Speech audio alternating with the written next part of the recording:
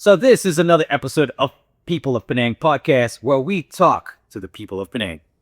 And this is in our special series for World Religion Day. Today we have a guest here, Dr. Kuah Li Feng. Oh, you ended up. And you can say, Hello, everyone. You can call me as Li Feng. Thank you for inviting me. Yes, I'm just finding it funny that we briefed her and everything, and we're just. we want to get a natural reaction. That's true. Yeah. It's part of the whole podcast, but well, thank you for joining us. No, thank you for inviting me. Yeah. Well, we're definitely looking forward to this, because we on this series we try to get to the human element of religion and faith, and then I was just wondering if you can start off maybe letting everybody at home listening to this or watching this, in terms of faith, what is it that you subscribe to? Which faith do you belong to or identify with? Okay. Well, as Chinese, we all claim ourselves as Buddhists. But growing up in a very confused notion of Buddhism, we observe animism, Taoism, everything. But I will call myself a Buddhist and also a practicing Buddhist. The journey of proudly claiming yourself as a Buddhist, I think it's a long journey for me. It's a long journey. Oh, please, that's why we had the podcast. Tell us.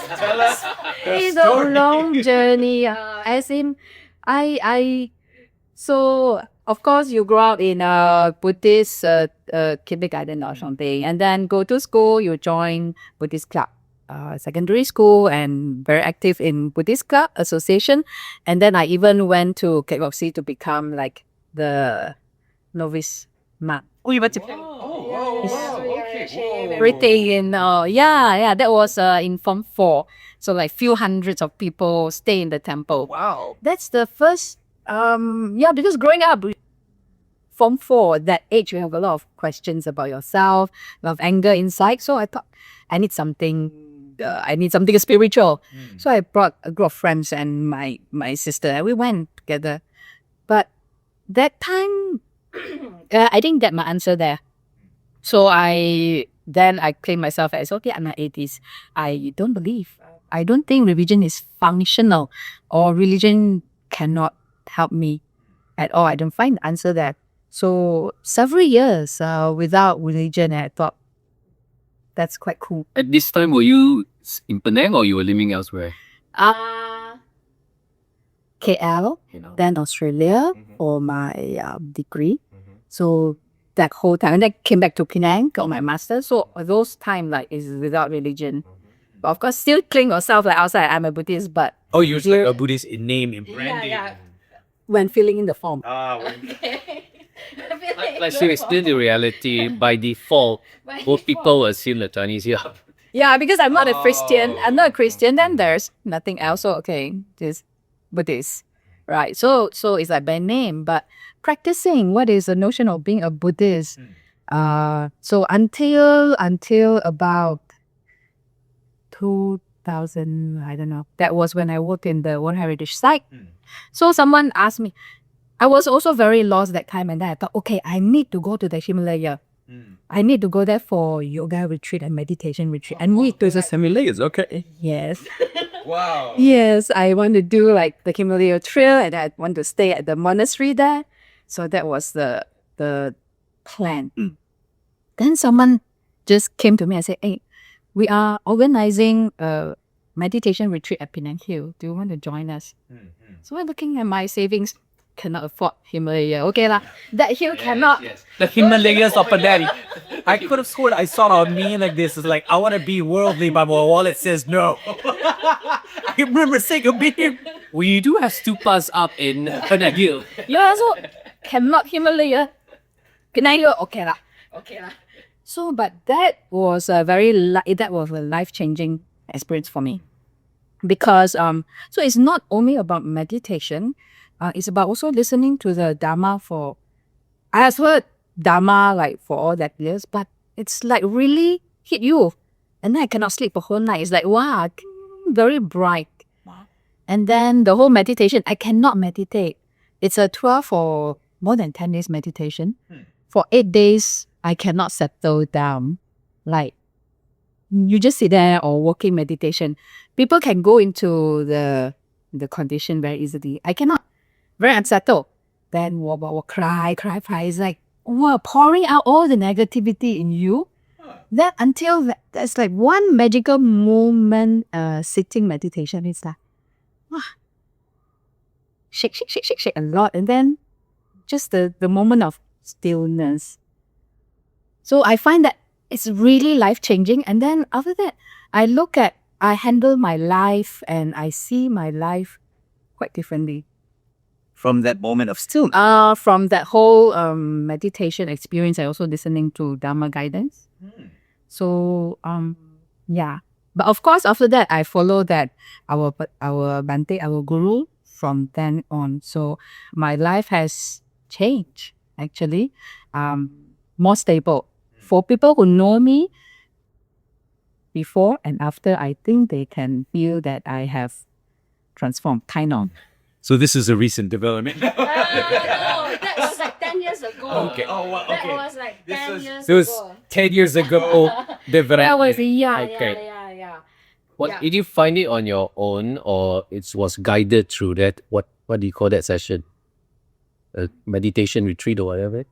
Was that enlightenment moment found on your own, or was it guided through by the... Actually, it's combination. If it is, because there are many forms of meditation, a lot of people went for meditation, but maybe not nobody, but maybe some cannot find the enlightened moment. I'm not saying that I'm enlightened, but like I can find a Well, something definitely did happen if it changed. Yeah, it did happen. Like I can find a piece of myself. It's really a combination of listening to the right teaching and then also the practice of meditation. But I'm not a very disciplined in meditation. So since then, every year end, people who know me, they know I will go for meditation retreat for 2 years. I mean, for 2 weeks. So it's like across December and January. So every year, we can also find that small moment of really discovering or reconnecting to yourself. I mean, was it like, how you get a good idea, like, oh, Biffany, I never saw that. Or what did it feel like? Because that's what I'm trying to find out. Like, that one moment that changed your life, like, what was it? Was it like a dream or a vision of an emotion for you specifically? Or did it just feel like everything clicked and you don't know why? Mixture. For this year, the moment is like painful. Painful as in you see your artist side of yourself and life. Yeah, it's actually really Dharma practice. Being a Buddhist, practicing Buddhist, you need courage and you need really the courage to reconnect to yourself. To reconnect to yourself. I mean, for first few years, it was quite sweet. You acknowledge your good side and you have confidence in life and all that. But when you go beyond knowing or acknowledging your good side, now it comes to your dark side that you need to correct yourself or you need to change your behavior. That was, to me, the hard part and the struggle. And that is still the struggle I have now. Especially, you have to cut down your ego. Or you have to cut down your hate, greed, hate, delusion. So, yeah. And then when meditation, when I go to meditation retreat, so listen to Dharma, and then the Guru will sometimes point up your mistake and then say, people really don't like you. So ask other people, is it? Yeah, she has high ego, we don't like her. So, I mean, I'm only saying it because it's like to your face too. It's like, but then you need the courage to face it. Yeah. Of course, in inside yourself, you are proud. You have high ego, and people probably has already told you, or you heard people saying behind that you are quite difficult to deal with. But to accept it and without feeling hard is difficult. It's difficult, but that is the practice. That's the practice to how to open up your heart. Yeah. So this year, the magic moment for me is really to reconnect, and then I really have the peace in myself. Yeah, I have that problem and I want to change it. Previously, for many years, I don't have. I'm not like that. People misunderstood me, or other people are also egoistic. Why me?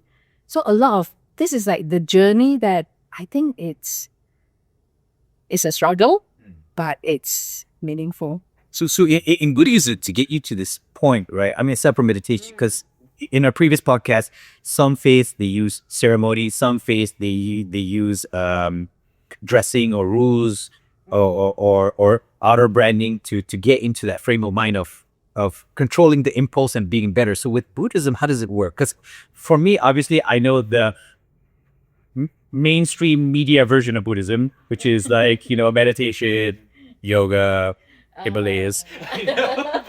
Maybe before she gets into that, there was something before that we can clarify. What was that? Because, when we talked to our friends on Hinduism previously, there's the same term is being used, the Dharma.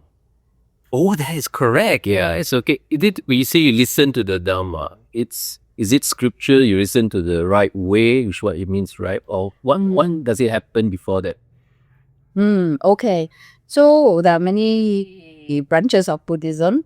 So my guru came from Theravada tradition, but I'm very lucky to have met my mentor because he's not the scripture reading type.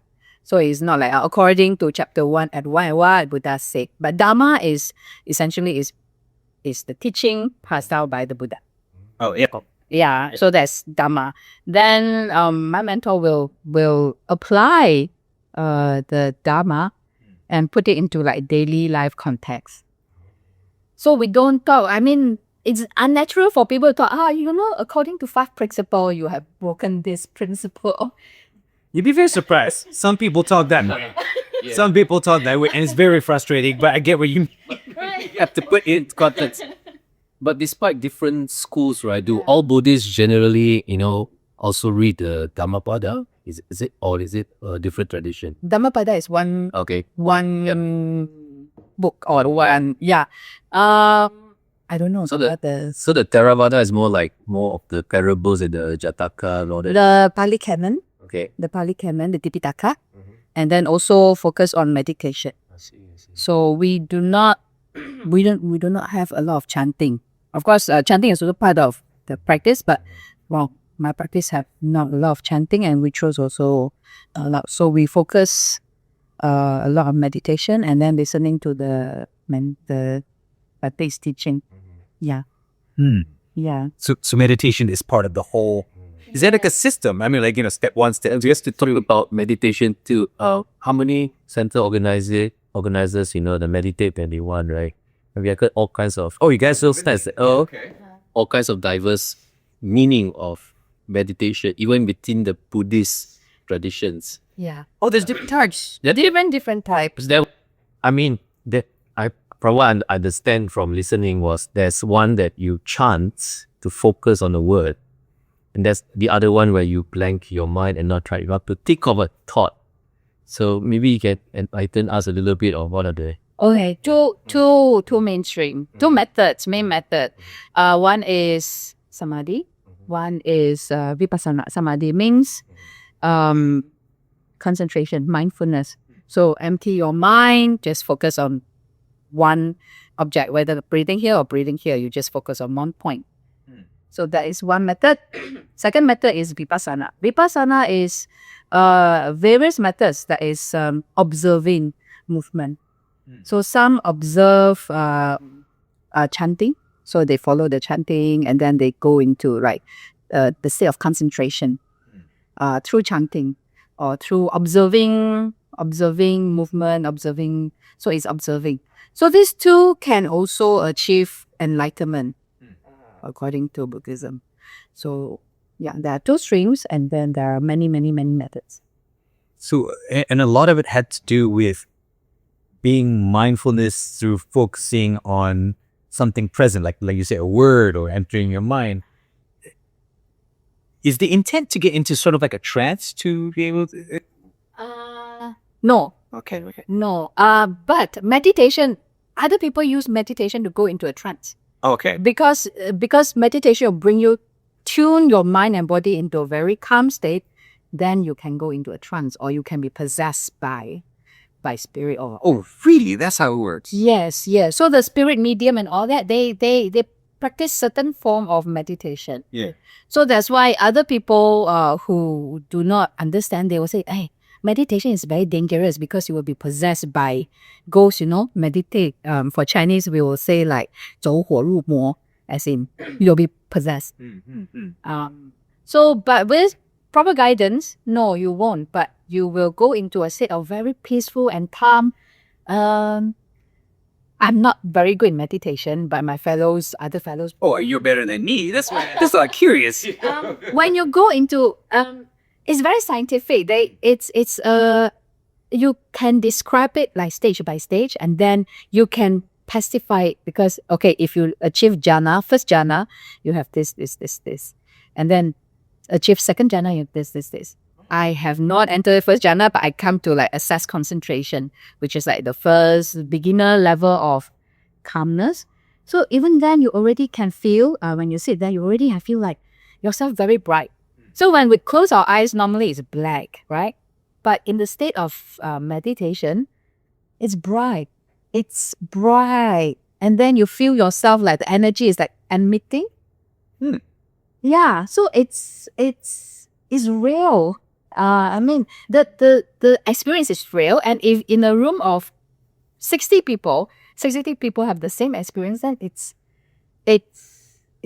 something real is happening. So it will bring you to that state of inner happiness, inner joy. So that is the entry level lah. So then to get into that, wow, you have to empty your mind. That one for me is very difficult. I'll be honest, I don't know what that means. I mean, I know the word empty your mind. Right? I know exactly. Right before that, he was talking to the previous guest about his DJ days. That is basically paid to talk non-stop. Yeah. So I used to be a radio. So you should try meditation No, that's the thing. and not talk for hours. When you say empty your mind, I don't know what that is because I have anxiety over dead. What we really would call it dead air, silence, right? Because as a radio DJ, you're meant to fill the air with your voice or music, because it's whenever you have dead air, that means something's broken, or something's wrong. So my mind it's never quiet. So hence what we say, quiet your mind. I'm like, what's that? I don't know what that is like. I tried it once and achieved it for 6 hours, and you just get dissociated from time. It doesn't feel like that. You get this, really, you do not know the time pass very fast. But really, to empty your mind, I find it difficult. It takes me days. I cannot. The thoughts just come in and come in. So you just need to practice. So when the thought come in, then you imagine like scissors, invisible scissors, just cut. You can't help talking, right? Imagine you can't help thinking. So when... That is what it's it. You think I'm silent, but there's an internal monologue. But internally, we think a lot. So when finally, I mean, for the past meditation, it took me a few days, and then finally that day, like I force myself cannot think. Then I feel my brain like, Oh my god. yeah, and then you can feel the sensation, and then you feel like, oh, really, your brain is like become softened like tofu, then relax without thoughts. That means you actually have to. It's like counterintuitive because you would think when you're emptying something, right, you're releasing any stress, any level. But if it feels like your brain is working, that means that you have to work to empty it. I have to stop thinking. So as someone who's from both ends, right? You came from the West, right? You have the Western upbringing, right? Yeah. It's exactly the opposite. The action is nothing. Oh. You see my guess. Yes. It's very hard for Westerners not to see. Very hard concept. Hence why I'm here asking these questions hence why we have this podcast, because really, I'm trying my best to fathom, to understand it, but I can honestly say I don't. But I'm trying. Yeah. I mean, I have difficulties. I mean, in normal days, you ask me to sit down 10 minutes, I still need to put in effort to really don't think of anything. But once you come to like really emptiness, then your mind is relaxed. Then only you have, you can listen to your heart, reconnect to your heart. For this time, the meditation, my reflection is, oh my God, this year I have become so rigid. I cannot connect to my heart. I cannot feel my heart. Because when meditate, if in mindfulness meditation, we focus on the nose. So when you focus on the nose, you can feel your nose. But many people cannot feel. Yeah. So you feel your nose. It took me a few days also to feel my nose. I used to be able to do it. So you feel your nose. Then after that, you have to feel your heart. You can feel your heart beating. But this year, I cannot feel it until like 10th day. So it sounds like it's quite a journey. Like It's really a journey. It's not relaxing. It's a journey back to yourself. Because for 1 year, maybe Multi thoughts to help. I was in the Zen gardens in Japan. That's the first time in my life I heard my eardrum. It's like, what the hell was that sound? Wait a minute, that's my eardrum. It's so quiet. the orchid that allows you to hear it? Yes.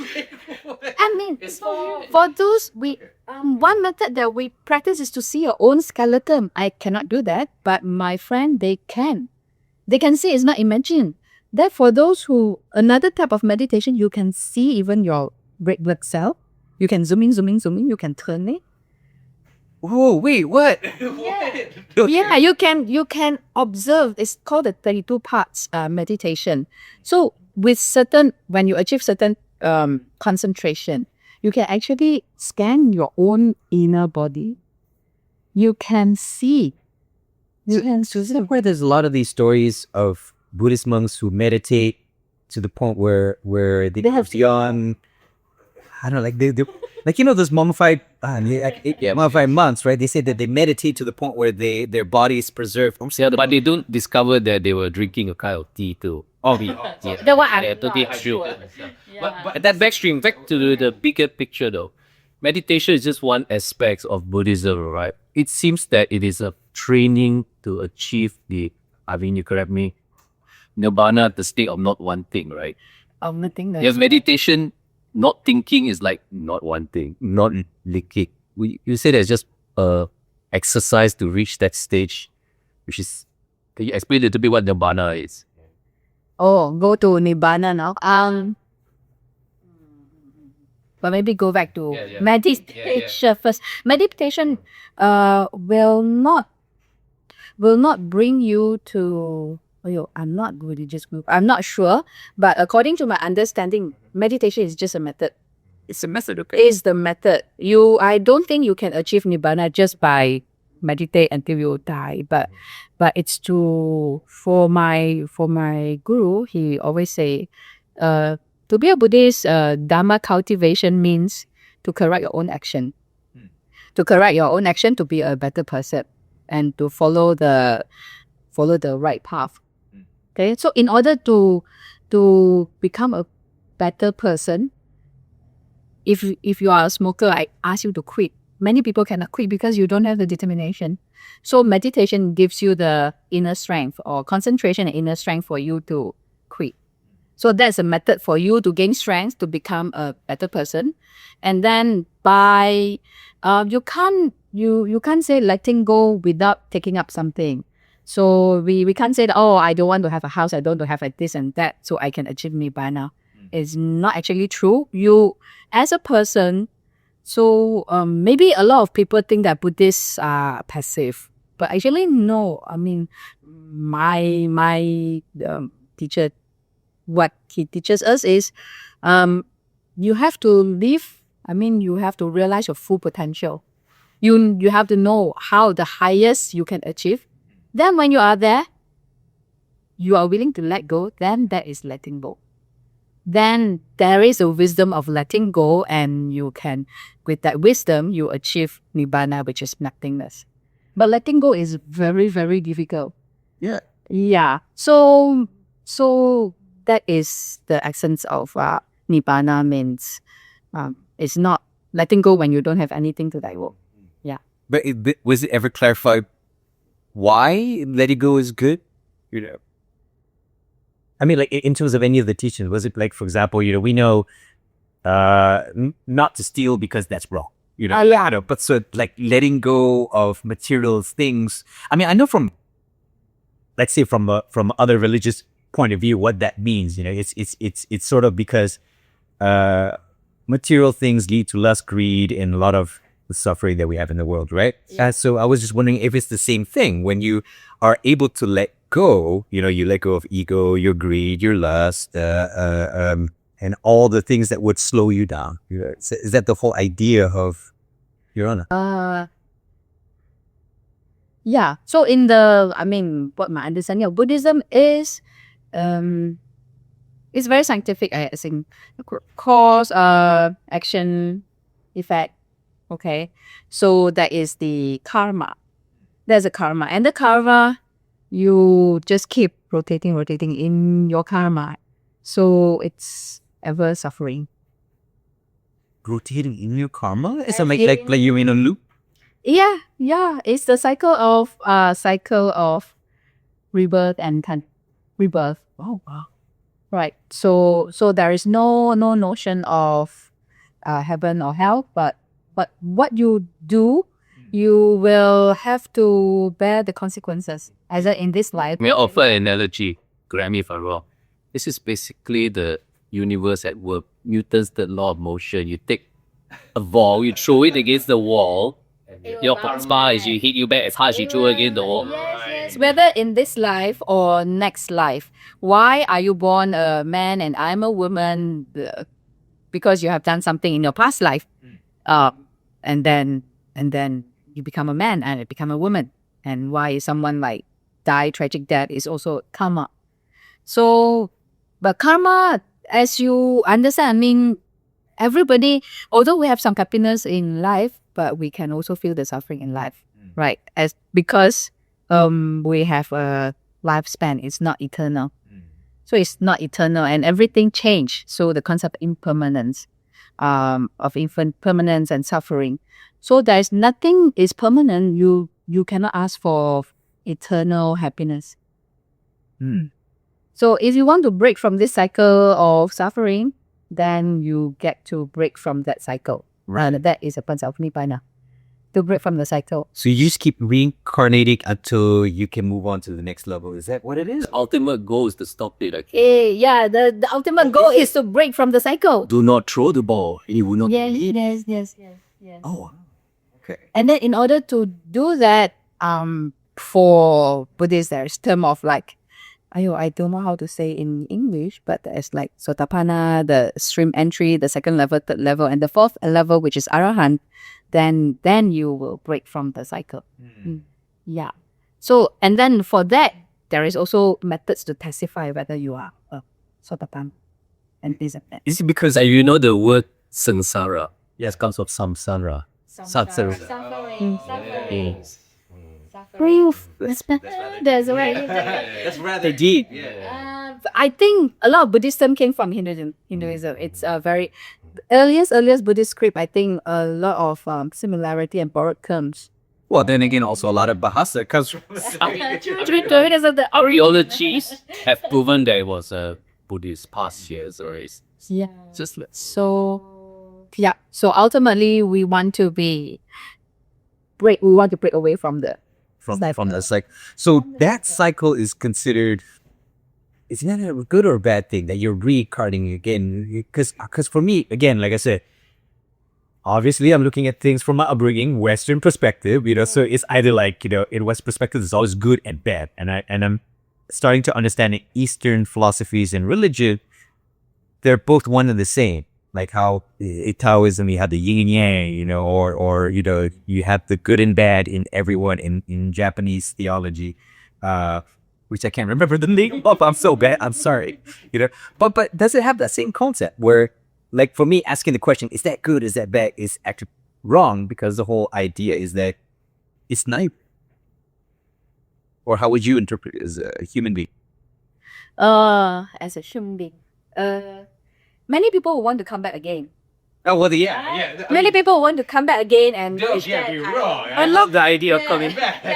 Many people will think, next life I want to come back and help more people. I want to come back and become this and that. But next life, whether you can come back or not, depends on what you do to this life. So I don't think there is a good thing or a bad thing, but the ultimate goal of Buddhism is to break away. But we know letting go is difficult. So many people still cling onto coming back. So that is a motivation for people to do good things so that they hope that they can come back as a better person, as a wealthy person, less suffering and all that. But the realization, we have to realize that, coming back is suffer. Yeah, that's it. Is your choice to come back or is your choice to keep on? But coming back is the usual suffering of life, Yes. death and heartbreak. Yeah. All this you need to know that is coming back. And it's your choice to move on and break away. So in essence, if you don't break away, you're kind of doomed to suffer for as long as No. the universe exists, is it? No, because you can change. You can change. So it's not like, okay, you are born very poor. You cannot change your life. No. So that's you can change. While you are alive, you do good. You work hard. Then you can change your destiny. So there's nothing already carved in stone is destined. You cannot change. So coming back is also a blessing because coming back as human being give you the opportunity to learn Dharma, to practice, and have the opportunity to break away. If you're born as animal, born as ghost, you don't have the opportunity. I see. So coming back as a human being is also a very rare opportunity. Yeah. That's something to think about. So when you mean coming, it's not. So you could be anything. You could be anything. Of course, you can be an ant. You can be ghost. There is 6 level of samsara. Oh no, you are I cannot remember. I know there is the deity. Yeah. You have human being, you have animal, you have the ghost. Yeah. I cannot remember. Well, in the matter. Yeah. So it's these few levels. Yeah. So only the human plane that you have the opportunity to listen to Dharma and practice. Oh, because you can't do it on the other one. Yes, you can. As dog, you cannot. Wow. So when you come back as a ghost, does that mean what You have people to talk about stay. in mythology? Because I noticed that Penang or Malaysia in general, it's a weird mix of modern and old school tradition. Because I was saying a funny story how we had a production crew, look very modern, basic ears, look like pop rocker, but then they also afraid of ghosts. You know what I mean? You sure we can't identify the person? Maybe not on podcast, but I don't know who that person is. because we wanted to do a documentary and we wanted to go to a place here, Berhantu, but we wanted to do it in a scholar way. So the camera crew got afraid. They were just like, we don't want to go because it's that Berhantu. We're not going there because it's Berhantu. We're going there for research. People assume it's Berhantu. That's yes. Ghost. What's your question again? Or can ghosts interact with the Buddhist point of view? Exactly. Yeah. So yeah, how does a ghost interact within the realm of Buddhism? Because you say humans are the only ones that can experience. Ghosts also wish to break away from being ghosts because ghost is really suffering. Ghost, the being become a ghost is because he's so attached to one particular thing. So let's say very attached to his son. So he just linger here. So you realize ghost is always attached to a place. Ghost is not wandering. This seems to be like the Japanese concept of kami. Yeah, so ghost is attached. It's attached. So if the ghost it's crime, if it's a sad ghost, just cry for thousands of years. So they also want to break away. So the real cases is they want to break away. So they will come back to the children who can relate to them and tell them about their wish. So for traditional Chinese, they will go to the Angkor cave. So ghosts are former humans in the previous cycle in your life? Or are they a different class of beings? I don't know. Okay. I never see one before, but the stories or No, I the mean- real story I have heard, they are. I'm not asking whether you've seen, but the concept. Yeah, I mean, the stories that I heard, real stories are human lah, they're relatives. So how they break away is they need to get married. So marriage is another main concept of Buddhism. So you do good, you earn some merits, and you transfer your merits. So ghosts love people transfer merits for them. Because it allows them to break free. Yes. Once you accumulate, so the ghosts who have a lot of merits, they appear to be nicer, and then they have power. They can sometimes like make you sick, make things move or something. But ghosts who doesn't have merits is like very pity. They will get bullied by other ghosts. Oh, right. Yeah. So then it had enough merits, then they can break, and then they rebirth into other. If they have enough merits, they rebirth into human, or into animal, or into deity. Well, that kind of explains why there's a whole concept of trying to break free from attachment then. Because if attachment needs to be tormented as a ghost, like say for example, I love my children so much, I come back as a ghost. Yeah. Then you know what? Then maybe I should learn meditation then to break away. Because then the alternative is for me to be trapped in that state. And many people become ghosts if you are really attached. Yeah. Letting go is you need wisdom. You need wisdom to let go. So how does a Buddhist apply this, the Dharma in the daily life, like in your work and all that? For example, many things. I was an alcoholic. Well, studying abroad, like every day, like drink, but coming back, like, okay, I stopped drinking, but I never tell people because of Buddhism, the 5 precepts, health reason. No,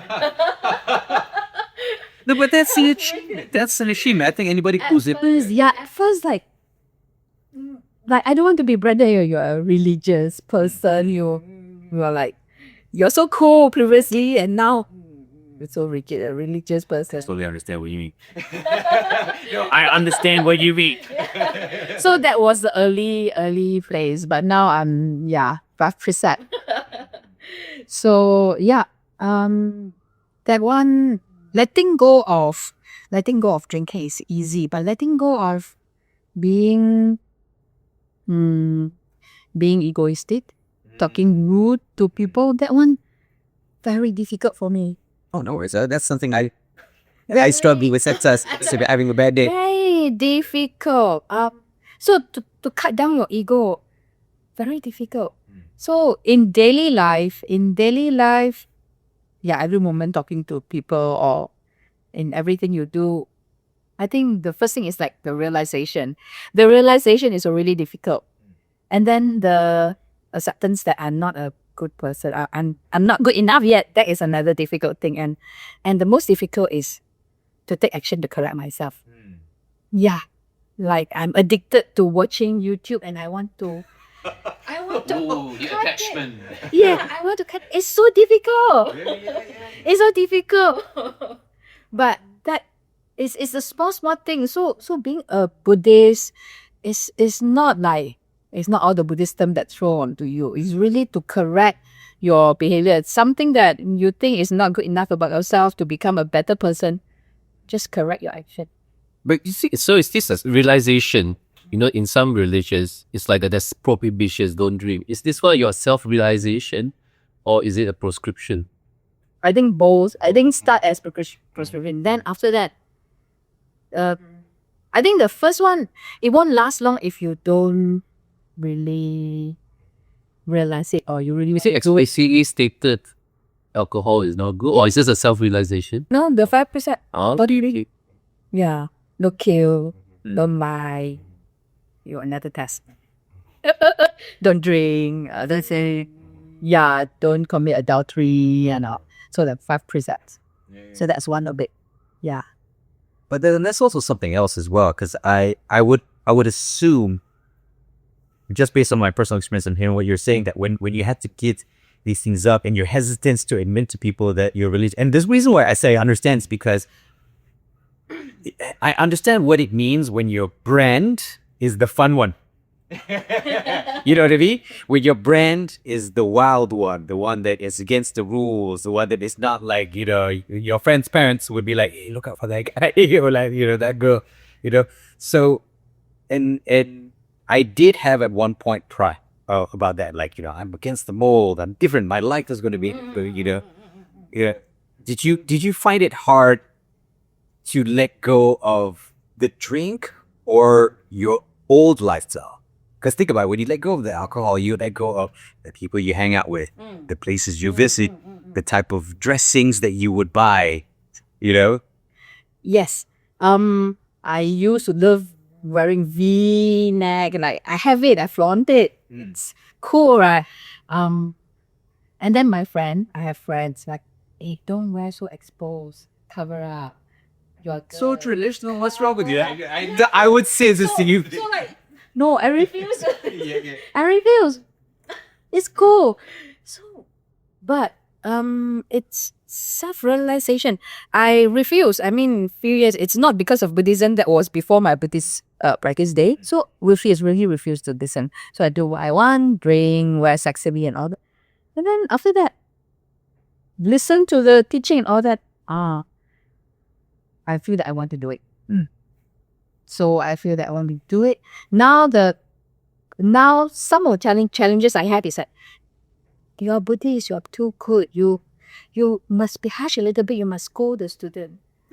But I say this is a stereotype. Okay. Buddhists also scold people. Oh my God. So they will tell me in my face, you don't dress like 慈济. 慈济, you are in a creative school. You don't dress like a Buddhist. Dress very plain, but no, I don't want to dress colorful. I just don't dress as silly. But so that people who have this stereotype, Buddhist is you must in like plain color. You must tie your hair this way, and you mustn't put on makeup. I blame the movies and TV shows. Every time a character gets into Buddhism, like It doesn't stop particularly Buddhist. It's the creative industry thinking it will have looked like a certain way. Yeah, it's the stereotype. Like, Buddhist is passive, or Buddhists don't scold people. You're being too good, as if you don't have the wisdom to differentiate what is good and bad and to take the right action. So that one, I see that I'm not doing good enough in my role in that sense. So in a sense, like if you're a Buddhist, you're just like anyone practicing any other faith. As in, you have those who live and die at the temple, church, or mosque, and then you have the other end, which is like modern and whatnot, but the values are same. I cannot say about other people, but if you stay in without practicing, there are people who stay in temple and just do daily chores without practicing and without having the concept of letting go and all that. So that is also not practicing, right? So that is also not practicing. But you, on the other hand, you live your life, you really correct. Try putting your effort to become a better person and following the Eight Noble Paths and all that. So that is practicing. So, being Buddhist is really, regardless of the exterior, what you do, actually is the essence that whether you have put in the effort to become a better person, you put in the effort and not like stagnant. And without doing anything, you're a good person. There's no journey. People who go through the journey that make from A to B. I think that one is. You know what I love about this podcast? It's like it from pastor to priest to normal person to everybody. Because I thought before we started this podcast that I'm the odd one. I'm used to be musician, used to be a TV host and stuff like that. So I'm the wild one. Obviously, I would have conflict and so on.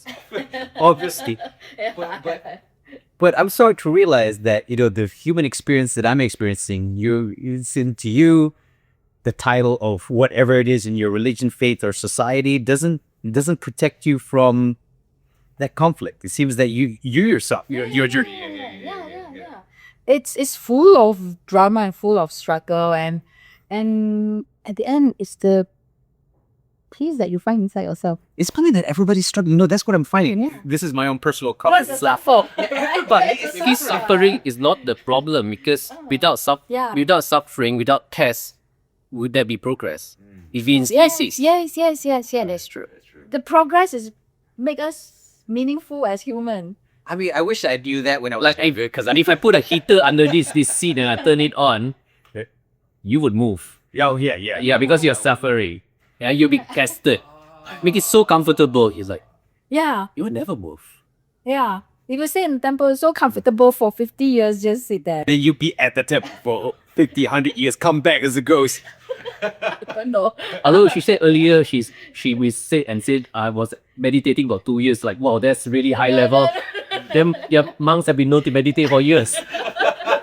Against the wall. Yeah.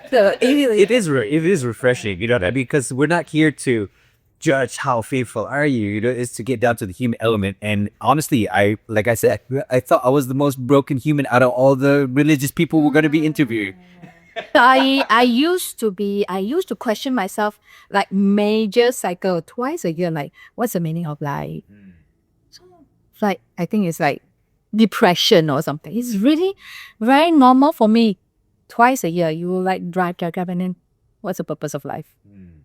Yeah. So but after practicing, I don't question anymore. So the stability or the spiritual stability like actually has. That's the change. That's the change for me. So when you reach to a certain level, you know, do you have to find something else? Like, for example, you know, you say work on your meditation, work on yourself. In theory, if you reach to that point that you want, is there something else that you have to achieve after that? Or is it like once you attain it, you can maintain it and then find peace? Is there... It's very... as a layperson, it's very easy to go sidetrack. For example, now I'm like very comfortable at whatever I have now, my life now. Preaching to the choir. Known to procrastinate this nice coffee cushions. At this level, okay, I'm like certain level. So I feel comfortable, but once going back to meditation and then really in touch with yourself, then you feel, I cannot stay stagnant. This is really, and then, Papis don't go. This is really temporary. But we tend to stop for temporary comfort and pleasure. So, I mean, really needs to kick. And also, at the same time, I wouldn't blame anybody too, you know, because I wouldn't deny it does feel great. You know, because I had this conversation with someone a long while back. I said, you know, the problem with drugs is not the fact that they don't feel good. The problem is they feel good. They feel good. You know? They feel same simple. thing with things like alcohol. You know, it feels great because you're... There's one Buddhist parable, I believe I read before, is that there was this parable of if you feel an itch, you know that scratching it gives you temporary relief, but it basically makes it worse. You seize it on you, suck up. Oh, yeah. I know we're talking it from a macro point of view, but even on a micro point of view, you know, that's why sometimes I have I'm like, I cannot stop. This feels so good. You know, so let it go. Yeah. It's really from this small thing. For my last meditation retreat, so there's one night it's towards the end already. So we have nighttime meditation. So sit there, it's raining, and then I wasn't prepared. So like rain, then mosquito. So it's already meditate halfway. Then I feel, okay, do I want to come out? Because like, so forget about it. With that realization, that small letting go, wow, the improvement in meditation, I just feel the inner strength. Like, that's like the strongest sensation I experienced throughout the whole meditation retreat. Yeah, so like small gesture, letting go of your body pleasure, letting go of attachment to your body. It makes a difference. So attachment to your body. Okay. Yeah. If I had to look at that one, that's kind of hard because like, and everyone. I'm just gonna lie. I love myself. Yeah, but us. someday we need to learn that, especially when we are old and your body start to suffer. You can see a lot of old people become so angry because of smoking. Yeah. And that type of old people is like those people hate. Because they complain, they cannot accept the pain. So for those who can let go, they are less suffering. Yeah. They can accept it like with a very with a softer heart. But those who like resist and still hang on to it, it's very painful. Oh, okay. So the whole idea of all these things that you're doing in Buddhism, it's to benefit you. Because for me, ultimately you already let go. yeah. Ultimately let go. Let me give you an example. Mo, if I gave you an expensive diamond ring to put in your house, it's worth 30 million. Oh dear, no. Okay, do you go? See that exact age. You got this dread that, okay, I need to protect it.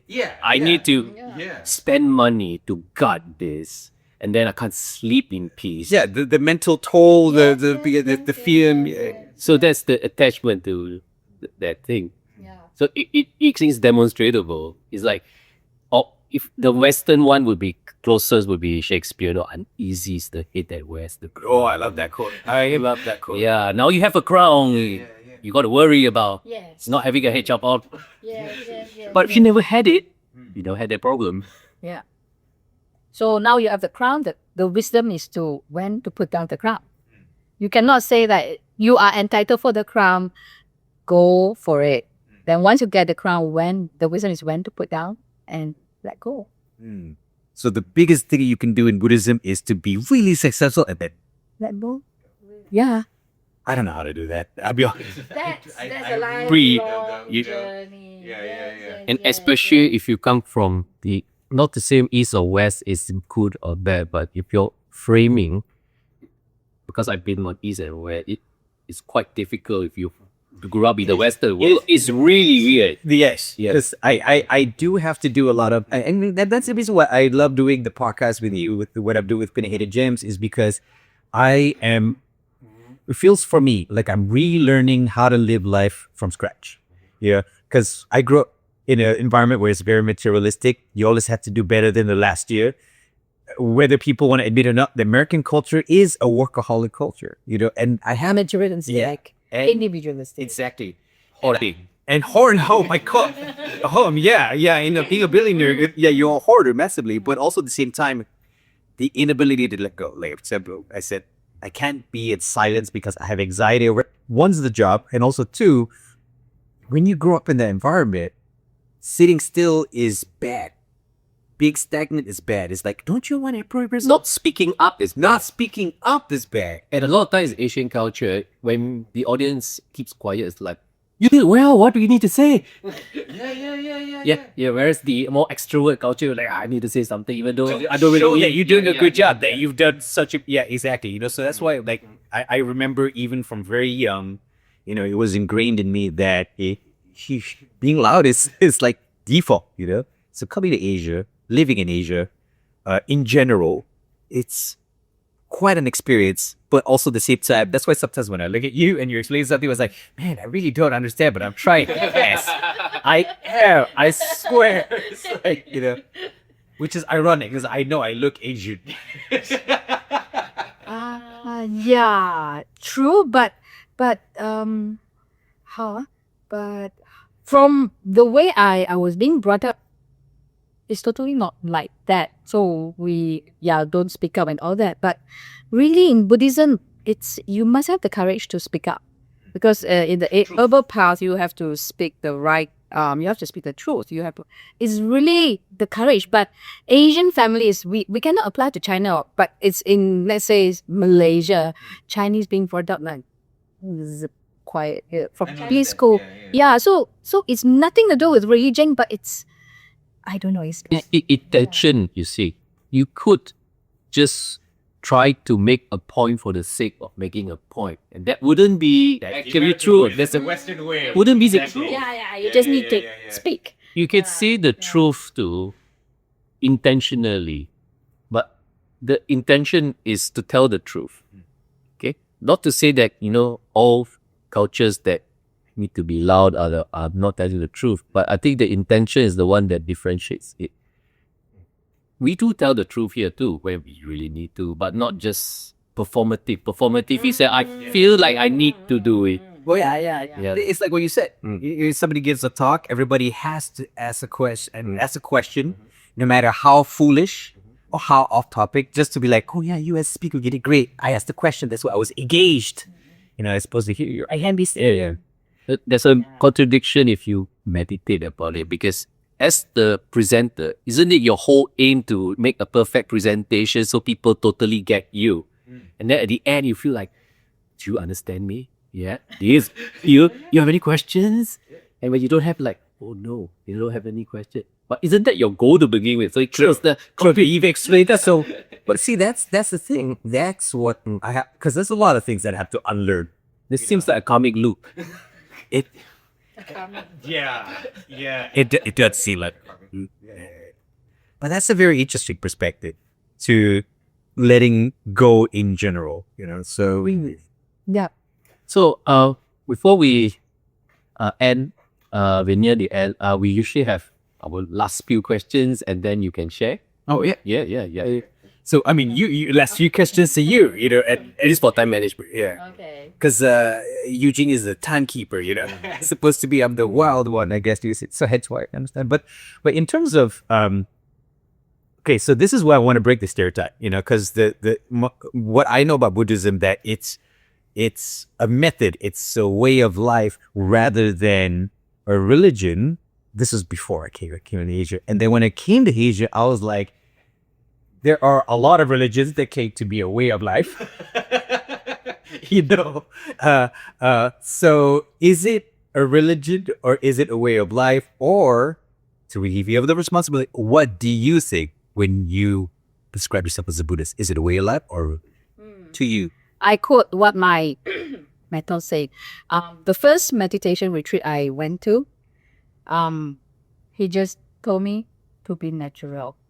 To be natural. Yeah. And it's difficult, It's difficult to be who you are naturally. So that difficult. Until today, because we put on mask. You say, okay, whether isolation is my way of life, is this religion? You don't think of this, my way of life, that I put in my way of life phase and religion. I have put on mask every day. So to live naturally, okay, to live naturally, just keep in touch. Live naturally. It's yourself. Did you find your natural self? Or are you still finding? Still finding. Because I'll be honest with you, if you tell me to be my natural self, I have no idea what that is. I have no idea what that is. I'm still finding very hard reconnect to yourself, to reconnect your conduct and your actually your inner self. So this is beyond religion. This is like natural. That's why we do this podcast without script. Because natural, being natural, go back to your natural, go back to your default setting. That's a journey, man. That's the journey. But what if my default self is a horrible person? No, I'm kidding. I'm just jumping. I don't know. You have to accept it. I mean, people born with different karma. I have difficulty accept that my karma is like that. Why can't I be like very wealthy? So you already have like bad karma.